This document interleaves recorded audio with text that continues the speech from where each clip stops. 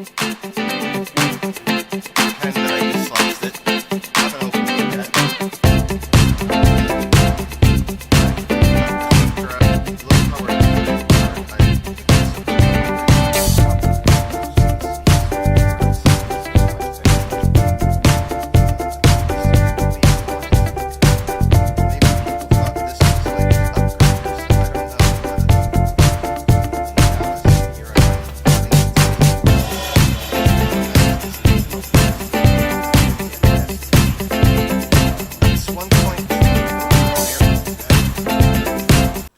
This past weekend, I had the opportunity to visit Computer Reset in Dallas, Texas.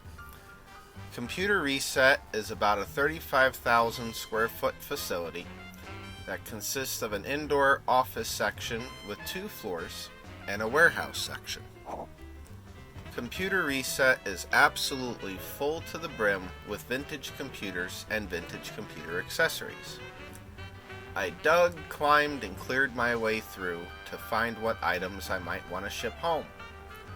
I found some items while I was there that I was very happy to be able to add to my collection. This is an IBM Pc XT.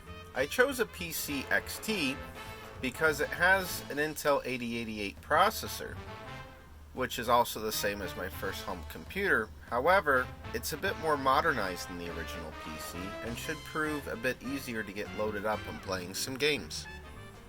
It sure has a whole bunch of expansion cards already installed in it. Here comes the next big item, and this one was a big surprise for me.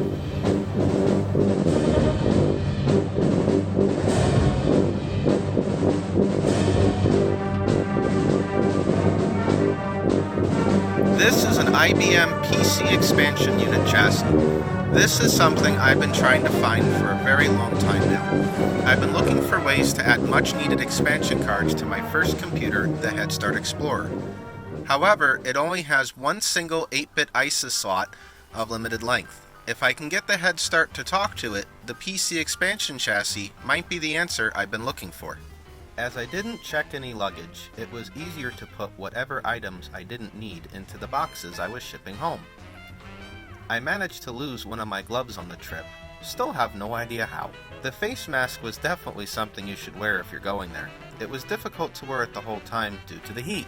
Quality filters are important too. These are 3M model 2291 and they're P100 rated. Here's a parallel zip drive. The clear view window had fallen in on all of them. I have no idea whether this one works or not, but I'll be finding out. What else is inside? Well, here's a mouse.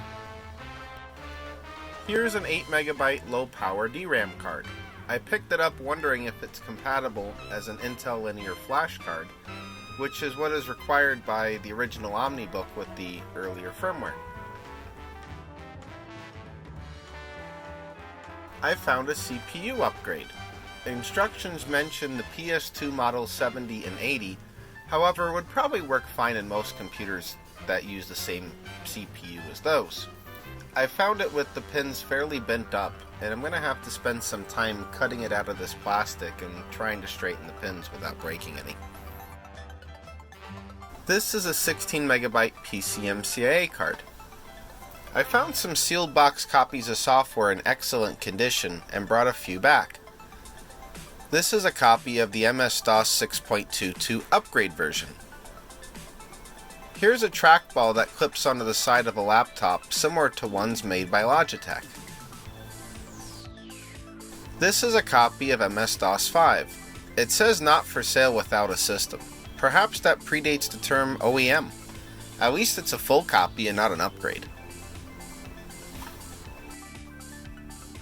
Here's a copy of Windows for Workgroups 3.1, sealed in the plastic. Amazing how it's been preserved all these years.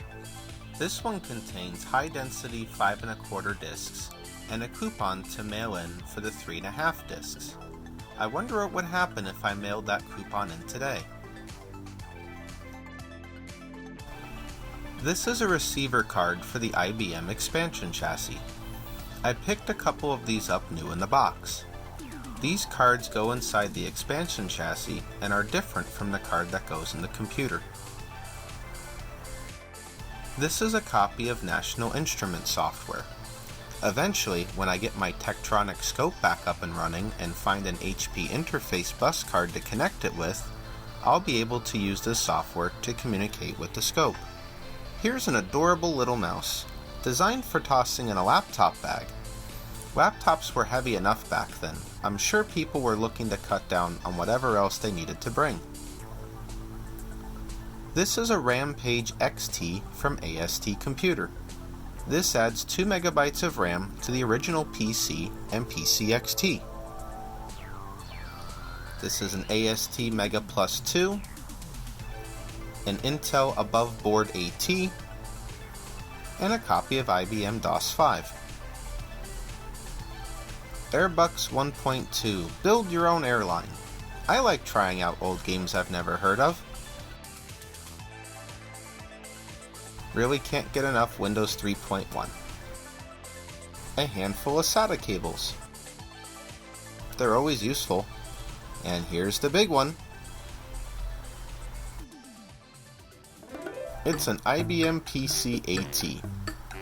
The computer I got after the Head Start Explorer 8088, I believe, was a IBM Pcat. Compatible, called a K-Pro XL. Not XT, but XL. I've never been able to find any information about it online. It's another box. I think I have enough copies of Windows 95 now, complete with boot floppy, install CD, and key. What's in this pouch? Here's an HP 71B with the 4K memory and math module. Here comes a power supply. Now, it's a modern switching power supply, but it will fit into older IBM PC style chassis, like most AT and XT clones. Fairly higher wattage output as well, 230 watt. This was a harness to hold my cell phone to take video, but it was too cumbersome to use. I picked up this Pathminder for Windows box out of curiosity. I used Pathminder for DOS and really liked it. I wonder if the Windows version is any good, or an attempt at staying in business after their product became irrelevant. MS-DOS 4.1, 16 meg RAM upgrade module for a PowerBook 520 or 540. Another mouse. Dell power cord. I always seem to need another one of those. I also picked up some IBM Spaceball 4000s.